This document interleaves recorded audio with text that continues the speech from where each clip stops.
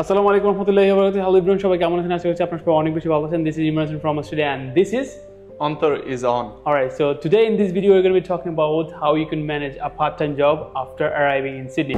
So অন্তর ভাইয়া সিডনিতে প্রায় 1.5 বছরের মতো আছে। ভাইয়ের কাছ থেকে আমরা বিভিন্ন ধরনের জব এক্সপেরিয়েন্সের কথা শুনবো। At the same time আমরা আপনাদেরকে অনেক ধরনের ইনফরমেশন দিব যে কিভাবে আপনি একটা সিডনিতে জব ম্যানেজ করতে পারবেন। একটা না, একের অধিক কিভাবে জব ম্যানেজ করতে পারবেন, যেটা আমাকে অনেক বেশি ইন্সপায়ার করতেছে এখানে আসার জন্য এবং এখানে এসে পরবর্তী লাইফটা লিড করার জন্য। Alright friends, so without further ado, let's dive into the video. ভাইয়া, তো ফার্স্ট টাইম যে কোয়েশ্চেনটা আপনাকে করতেছি সেটা হচ্ছে আপনার ফার্স্ট যে জবটা সেটা কিভাবে হয়েছিল, এটা দিয়ে আমরা শুরু করি। আমি ফার্স্ট যখন আসছিলাম তখন 3 দিনের মধ্যে আমি একটা জব পাইছিলাম। অনলি 3 দিন? হ্যাঁ, 3 দিনের মধ্যে একটা জব পাইছিলাম। বাট আমি আমার ক্লাস স্টার্ট হওয়ার অনেকদিন আগে চলে আসছি। অনেকদিন আগে চলে আসার কারণে আমি কিন্তু কাজ করার জন্য এলিজিবল না। সো ওই কাজটা আমি একদিন করার পরে পরবর্তীতে আমি ওদেরকে মানা করে দিই যে আমি আসলে কাজ করার জন্য এলিজিবল না, সো আমি কাজ করতে পারবো না। এরপর থেকে আমি আর ওই কাজে যাই নাই। তো তারপরে আমি অলমোস্ট 2-2.5 মাসের মতো আনএমপ্লয়েড ছিলাম। তার পরবর্তীতে আমার ফার্স্ট জব হচ্ছে যে আপনার উবার হচ্ছে আমার ফার্স্ট জব। এটা তো মোটামুটি সবাই করতে পারে। এটা উবার হচ্ছে আমার ফার্স্ট জব। ওই উবার করা যখন থেকে আমি স্টার্ট করছি তারপর থেকে মোটামুটি মানে আমার কাছে মনে হয় যে আমার লাইফ কাইন্ড চেঞ্জ হয়ে গেছে। মানে অস্ট্রেলিয়াতে আমি অনেক মনে হচ্ছিল যে আমি সার্ভাইভ করতে পারবো না। যখন থেকে আমি উবারটা করা স্টার্ট করছি আমার কাছে মনে হচ্ছিল যে না, আমি পারবো। দেন হচ্ছে যে আমি একটা স্কুল ক্লিনিং এর জব করছিলাম। ক্লিনিং এর জব? হ্যাঁ, ক্লিনিং এর জব। তো ওই ক্লিনিং এর জবটা আমি অলমোস্ট 6 মাসের মতো কন্টিনিউ করছি। 6 মাসের মতো কন্টিনিউ করার পরে ওখান থেকে আমি ওই যে এরিয়াতে ছিলাম, ল্যাকেম্বা এরিয়াতে, ওই এরিয়া থেকে আমি চলে আসছি বর্তমানে ইঙ্গেলবার্ন এরিয়াতে। তো এখানে আসার পরে আমার জন্য ইঙ্গেলবার্ন থেকে নর্থ সিডনি গিয়ে স্কুল ক্লিনিং এর জব করা অনেকটাই ডিফিকাল্ট। সো ওই জবটা ছাড়া লাগলো। এরপর থেকে আমি জব খোঁজা স্টার্ট করি। স্টার্ট করতে করতে আমি মানে আমার গাড়ি আছে যেহেতু, সো গাড়ি থাকার কারণে আমি বিভিন্ন শপে গিয়ে গিয়ে সিবি দিচ্ছিলাম। তো এরকম একটা পেট্রোল পাম্পে আমি সিবি দেওয়ার পরে ওনারা অলমোস্ট 8-10 মিনিট 15 মিনিট ধরে আমারে কোয়েশ্চেন করতেছিল যে তুমি কবে আসছো, কি করতেছো, এই সেই হ্যান ত্যান অনেক কিছু জিজ্ঞেস করছে। করার পরে আমি বললাম, আমার মতো করে অ্যান্সার দিলাম। তো আমাকে তখন বলছে যে ঠিক আছে, if we need someone we will call you. ঠিক আছে। তো এরকম টাইপের কথা বলার পরে আপনার আমি তো ভাবছি যে অ্যাজ ইউজুয়াল অন্যান্য জায়গায় যেরকম হয় যে কথা বলছে শেষ, এরপরে আর কোনো কল আসবে না। সো ওটা চিন্তা করে আমি চলে আসছি। বাট ফরচুনেটলি 15-20 দিন পর আমাকে কল দিল, can you come for an interview. পরে আমি গেলাম, ইন্টারভিউ ক্র্যাক করলাম, আলহামদুলিল্লাহ ওই জবটা হয়ে গেছে। Alright, so another thing is that সিডনিতে আসলে জব অপরচুনিটিটা কেমন ইন্টারন্যাশনাল স্টুডেন্টদের জন্য? আমি মেলবোর্নের ব্যাপারে আমি জানি না। সো মেলবোর্ন একটু টাফ। ওকে, সো সিডনিতে সেটা হচ্ছে যে আপনার একটু খুঁজতে হবে। যদি আপনি খোঁজেন তাহলে মোস্ট ইম্পর্টেন্টলি আপনার রিজিকে থাকলে আপনি পেয়ে যাবেন ইনশাআল্লাহ। এন্ড কিভাবে আসলে জবের জন্য অ্যাপ্লাই করা উচিত? সিভি ডিরেক্টলি গিয়ে দেওয়া নাকি হচ্ছে অনলাইনে কোনো ওয়ে আছে? যেমন আমার মতে অনলাইনে অ্যাপ্লিকেশনের পাশাপাশি আপনি যেই জায়গায় অ্যাপ্লাই করতেছেন, ধরেন আপনি উলওয়ার্সে ইঙ্গেলবার্নে অ্যাপ্লাই করতেছেন, সো আপনি উলওয়ার্স ইঙ্গেলবার্নে অ্যাপ্লাইয়ের পরে আপনি একদিন পরেই আপনি যাবেন ওখানে গিয়ে, ধরেন সকাল 10টা-11টার মধ্যে আপনি ওই টাইমে যাবেন। ওই টাইমে ম্যানেজাররা থাকে যে আমি অনলাইনে অ্যাপ্লাই করছি, এই আমার সিবি, পাশে আপনার ওই অনলাইনের যেই অ্যাপ্লিকেশন নাম্বার বা একটা আইডি দিবে, ওই আইডি নাম্বারটা আপনি সিবির উপরে লিখে দিয়ে আসবেন। সো এটা আপনার চান্সেসটা বাড়ায় দেয় যে আপনি কিভাবে জবটা পাবেন, বিকজ ওদের কাছে হাজারটা অ্যাপ্লিকেশন আছে। অনেক সময় দেখা যায় যে যদি কারো মানে স্পেশাল কোনো রেফারেন্স না থাকে, ওরা র্যান্ডমলি একটা মানুষকে নিয়ে নেয়। বাট এখন আপনি যখন ইন পার্সন ওই স্টোরে গেছেন, অ্যাপ্লাই করছেন, প্লাস সিভি দিয়ে আসছেন, আপনি একটা আলাদা প্রেফারেন্স পাবো। ধরেন একটা লোক যে অনলাইনে অ্যাপ্লিকেশন করছে কিন্তু ও তাকে চিনে না, জানে না, বাট ওর খুব ইম্পর্টেন্ট একটা লোক, খুব হার্ডলি ওর একটা লোক দরকার ওর জবে। সো ওর ওখানে যখন ও হায়ার করবে, যখন দেখবে যে আপনি ইন স্টোর গিয়ে সিভি দিয়েছেন বা আরেকটা লোক যে অনলাইনে অ্যাপ্লিকেশন করছে তার থেকে আপনি বেশি প্রেফারেন্স পাবেন।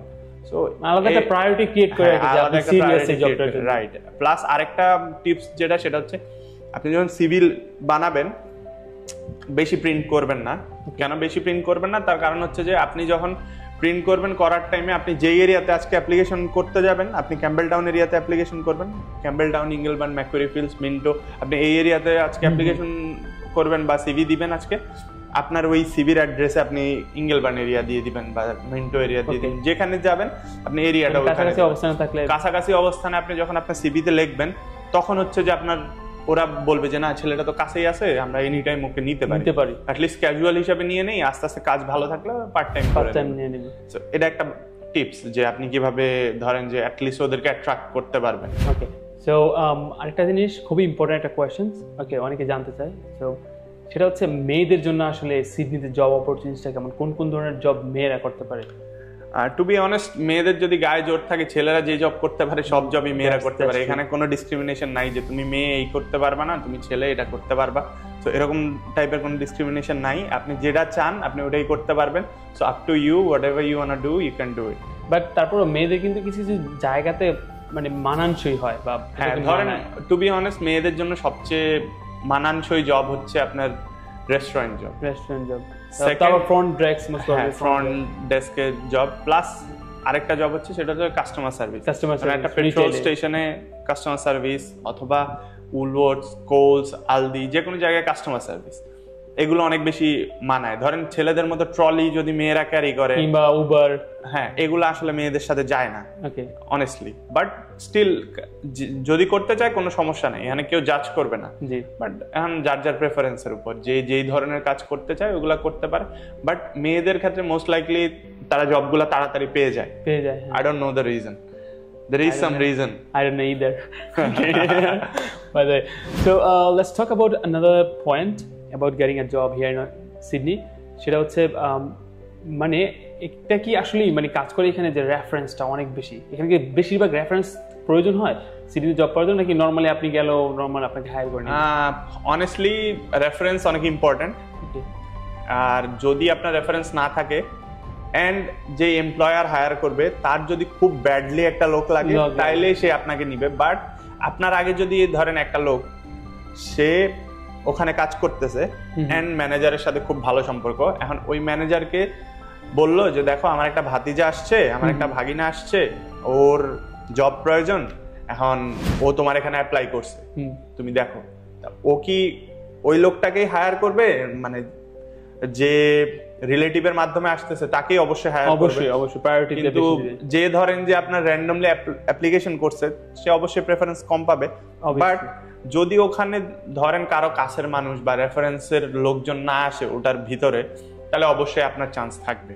আপনার কোয়ালিটিজ, আপনার এভরিথিং, আপনার কমিউনিকেশন স্কিল সবকিছুর উপর ডিপেন্ড করে। আপনি যদি অন্যদেরকে টেক্কা দিয়ে আপনি আসতে পারেন তাহলে অবশ্যই আপনার অপরচুনিটি থাকবে। অলরাইট, সো ইট মিন্স মানে প্রায়োরিটি বলতে আপনার হচ্ছে রেফারেন্সও অনেক ভালো কাজ করে, এট দ্য সেম টাইম আপনি যদি নিজেও যান বা বুঝাইতে পারেন যে ঠিক আছে আমার badly capable of doing it, তাহলে ওইভাবেও এটা কাজ করে। Okay, let's talk about actually the salary, যেটা অনেকে জানতে চায়। হ্যাঁ, so we are going to actually talking about cash job salary at the same time আপনার part time job salary. I don't know anything about cash job. I mean, no, sometimes like there are some opportunities, by the way. So first of all, let's talk about the actual salary. So what could be the minimum amount that as usual Bangladeshi students are getting from the job? At least like if you work on tax, so at least they have to pay you $24 every hour.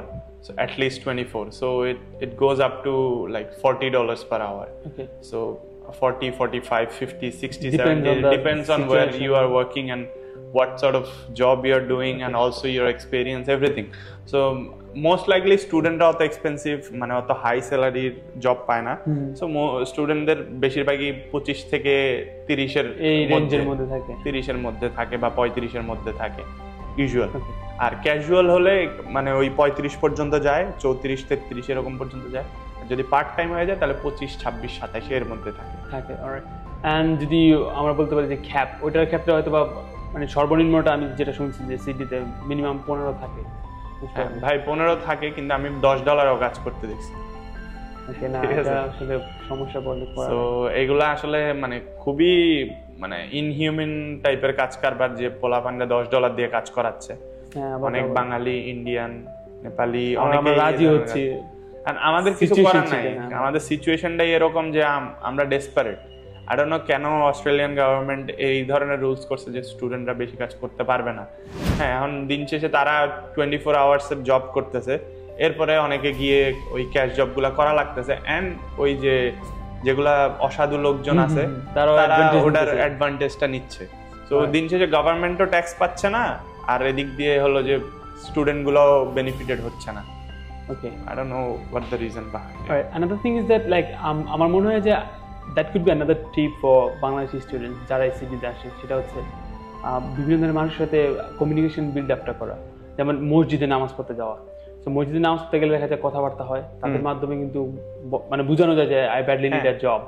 Okay, then হচ্ছে cricket খেলা, যেটা আপনি মাঝে মধ্যে খেলেন, তো এটার মাধ্যমে একটা কমিউনিটি ক্রিয়েট হয়, নিজেদের মধ্যে একটা আন্ডারস্ট্যান্ডিং ক্রিয়েট হয়।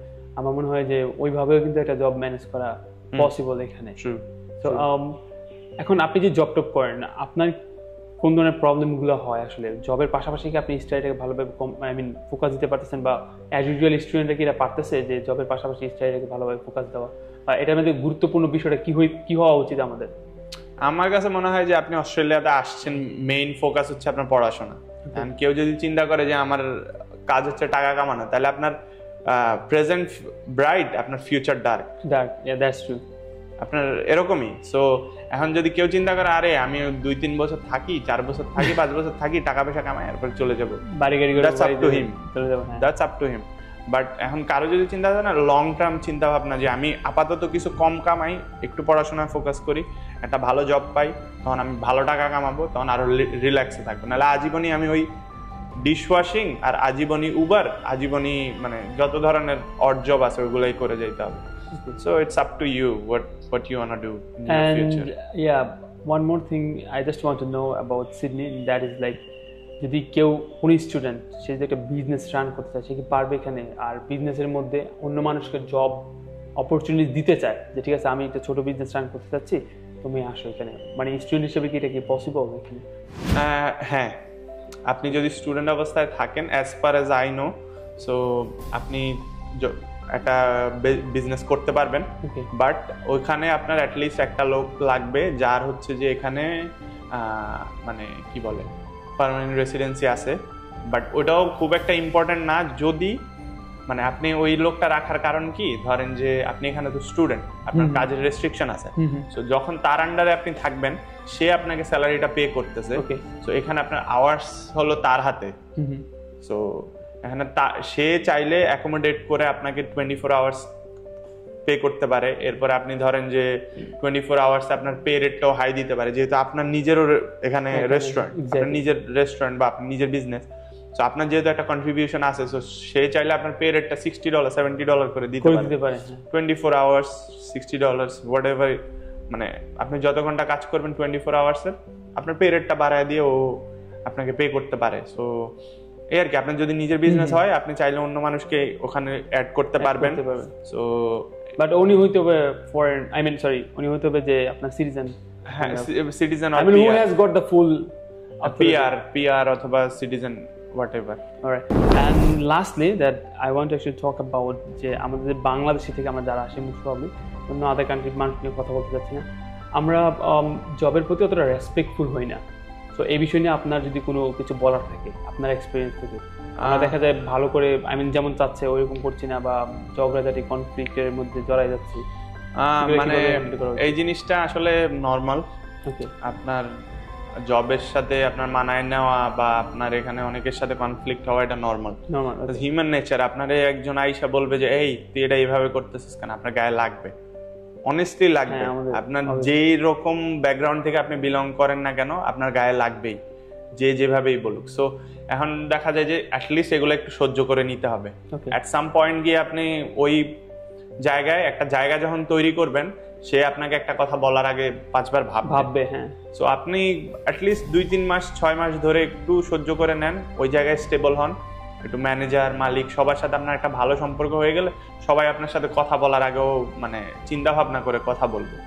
সো ওই ক্ষেত্রে আমার কাছে মনে হয় যে একটু ধৈর্য রাখা করতে হবে, মানে এখানে অনেক কিছুই করতে হবে, কিছু করার নাই আসলে লাইফে। One more thing and that's gonna be the last one, that is like আমরা যে জব টপ করি, হ্যাঁ, তো আমাদের অনেকের মেন্টালিটি থাকে যে আমরা কোনো ধরনের ল্যাঙ্গুয়েজে অতটা প্রফিসিয়েন্সি ডেভেলপ করবো না, বা নিজেদেরকে ওইভাবে আপনার হচ্ছে এক্সপার্ট করবো না, যেমন অনেকে বলে যে নর্মাল আমি ইংলিশটা শিখে আসতে পারলেই হয়।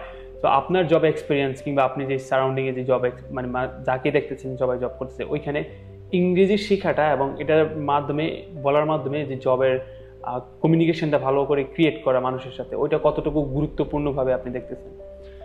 আমার কাছে মনে হয় যে ইংলিশটা খুবই ইম্পর্টেন্ট, বিকজ আপনার যদি কমিউনিকেশন স্কিল ভালো থাকে, আপনি যদি একজনকে আপনার নিজের এক্সপ্রেশনটা বুঝাইতে পারেন, আপনার মনের কথাটা বুঝাইতে পারেন ভালো করে, তাহলে কিন্তু আপনার একটা ভালো চান্স থাকবে আপনি ওই জবটা পাবেন। বাট আপনার যদি ধরেন আপনি ওকে ভালো করে বুঝাইতেই পারতেছেন না আপনার মধ্যে কি কি কোয়ালিটিজ আছে ইংলিশে, কোয়ালিটিফুল হওয়ার পরেও আমরা দেখবো অনেক সময় হ্যাঁ আপনার মধ্যে অনেক গুণ আছে, আপনি এই কাজ করতে পারেন, অনেকক্ষণ দাঁড়ায় থাকতে পারেন, অনেকক্ষণ কাস্টমার সার্ভিস করতে, কিন্তু আপনি ওটা যদি ওরা ভালো করে এলাবোরেট করে নাই বলতে পারেন, তাহলে আপনার কোনোই কাজ হবে না। তো আমি একটা জিনিস দেখতেছি যে যেই জায়গায় যাই ওখানে ইন্ডিয়ান, পাকিস্তানি, নেপালি এরা ভরপুর থাকে। তো এখন ওরা হচ্ছে যে আপনার সাথে সবসময় চেষ্টা করবে হিন্দিতে কথা বলতে। আমি সবগুলা বাংলাদেশি স্টুডেন্টকে এটাই বলবো, কখনো ওদের সাথে হিন্দিতে কথা বলবেন।